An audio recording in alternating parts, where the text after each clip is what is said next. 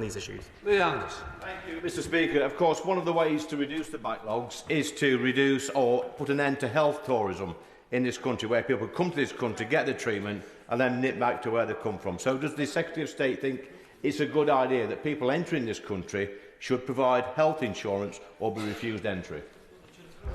Mr. Speaker, when any of us travel abroad, we expect to take out travel insurance and pay for our healthcare needs overseas, and that is the standard we expect for visitors to our country too. We've got lots more to do to improve on that front. Can I also say that I deplore the comments made by his party leader, who said he does not support a taxpayer-funded NHS for the British people. He might want that debate. The leader of the so-called opposition says she wants that debate. As far as Labour is concerned, we're clear about where we stand.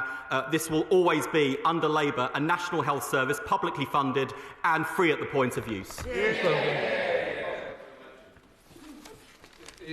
Question 15. Thank you, Mr. Speaker. Thank you, Mr. Speaker. This government is taking a hard-headed approach to cutting waiting times. We're investing an extra £26 billion in our NHS, and where the independent sector has spare capacity, we will pay to get NHS patients treated faster, free at the point of use. So far, our approach to investment and reform has cut waiting lists by over 200,000. Perhaps the honourable member will tell us how it's going in Scotland. Thank you, Mr. Speaker. The Secretary of State claimed this morning on BBC Radio 4 Today programme, and a most excellent programme it is, that the Labour Party are the only party that can be trusted with the National Health Service.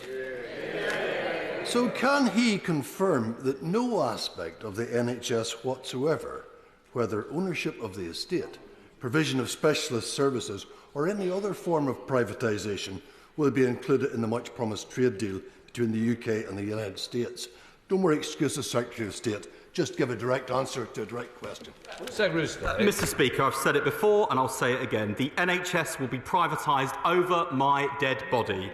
This party founded the NHS as a publicly funded public service, free at the point of use. We do use the independent sector to cut waiting lists. And guess what? The SNP-led government in Scotland does the same thing. We've also made it clear that the NHS is not up for sale in any trade deal. It is clear, it is unequivocal. He can sling mud as much as he likes. What he can't do is run from the SNP's abysmal record on the NHS of 18 long, poor years. Right, let us come to topicals. Yuan Yang.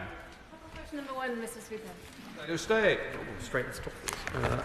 Thank you, Mr. Speaker. GPs are at the front door to our NHS. Today, I can announce that we are supporting over 1,000 surgeries across the country to modernise their buildings, backed by over £102 million, the biggest public investment in GP facilities for 5 years.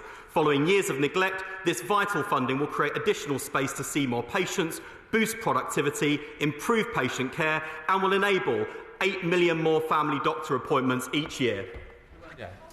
Thank you, Mr. Speaker. I very much welcome today's announcement of refurbishing 1,000 GP surgeries across the country, because I've made it my own priority to meet with as many GPs as possible in my own constituency of Earley and Woodley. Our local GPs have been telling me that our health centres need more physical space in order to accommodate growing local needs, as well as to facilitate the expansion of healthcare into the community. So would the Secretary of State be willing to meet with me and my local GPs to discuss how we can better improve the physical space needed for care to be brought close to people's homes? Thank you, Mr. Speaker. I'd be delighted to do so. Since we came into government, we made this announcement today. We put £889 million into general practice. We've agreed a contract with GPs, including reform for patient access and services. We are fixing the front door to the NHS. Of course, it will take time. We've recruited 1,500 more GPs by the end of March, but day by day, week by week, month by month and year by year, people should see improvements in their GP services thanks to Labour. Shadow Minister Dr Caroline Jones. Thank you, Mr. Speaker. Mr. Speaker, taking medicines on time is important, especially for conditions such as diabetes and epilepsy. Dr Atchison, an A&E consultant who has time-critical medicines for his own Parkinson's disease, understands this well. He's been running a quality improvement programme to ensure time-critical medicines are given on time in A&E. Will the Secretary of State lend this project his support, and will he commit to reviewing how time-critical medicines are delivered on wards as well? Mr Speaker, I thank the Shadow Minister for her constructive question. I'd be delighted to hear more about this particular initiative. She's absolutely right about timely access to medicines, and I think through a combination of service reform but also modernisation of technology, we can assist clinicians and patients to help them manage their medication and make sure people get timely access to medicines. Dr. Caroline Jones. Thank you, Mr Speaker, and I thank the Secretary of State for that answer. I'd be delighted to meet with him to discuss it further. Mr Speaker, unfortunately, when Labour negotiates, Britain loses, and this government capitulated to union demands with nothing in return. It is therefore of no surprise to anyone that within months they're back in dispute with resident doctors and that the BMA have announced a ballot for strike action. So what is the Secretary of State going to do to protect patients and taxpayers? Mr Speaker, I'll tell you what we're not going to do. We're not going to see £1.7 billion wasted on resident doctor strikes. We're not going to see £1.5 million cancelled operations and appointments. That's exactly what happened on their watch. Within 3 weeks, we ended the resident doctor strikes and we've cut waiting lists by 200,000 as a result.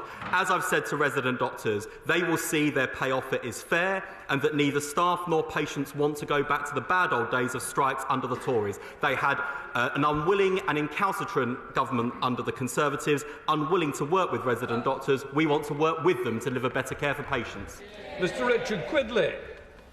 Thank you, Mr Speaker. I would like to pay tribute to my 17-year-old constituent, Arlo Lammy, who tragically died on April the 13th following a diagnosis of a grade 4 brain tumour.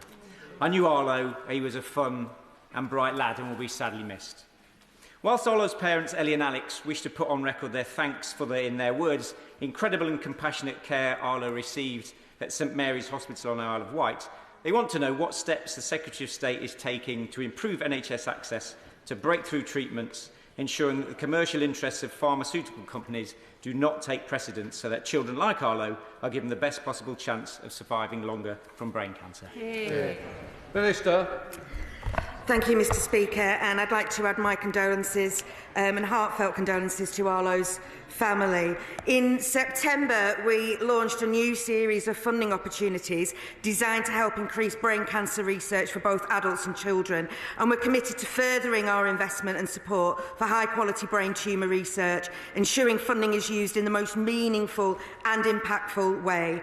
Honourable members will note that there is a debate due on Thursday on brain tumours, and I'll also be attending the APPG on brain tumours next week. Helen Morgan, Liberal Democrat spokesperson. Thank you very much, Mr Speaker. When he gave his statement to the House just after Christmas, the Secretary of State acknowledged that cross-party consensus is essential to delivering meaningful social care reform, and Liberal Democrats support him in that endeavour. But we still don't have a date for those cross-party meetings. Will he give us one now?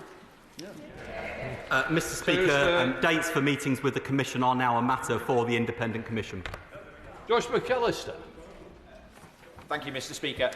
West Cumbria, like many parts of the UK, is a dental desert, and in some communities, urgent dental access centres have proven a real success at building up dental services. So will the Minister join with me in supporting my campaign to introduce an urgent dental access centre in West Cumbria? I thank him. The government has, of course, launched the 700,000 urgent dental appointments. I think there's 57,500 allocated to his ICB. He will know, of course, that ICBs are responsible for commissioning primary care services based on the needs of the population. But I also know that he is a very strong campaigner for his constituents. I understand that his dialogue with his ICB on this matter has been positive and constructive, and I'm sure that he will continue to fly the flag. Sir Jeremy Hunt.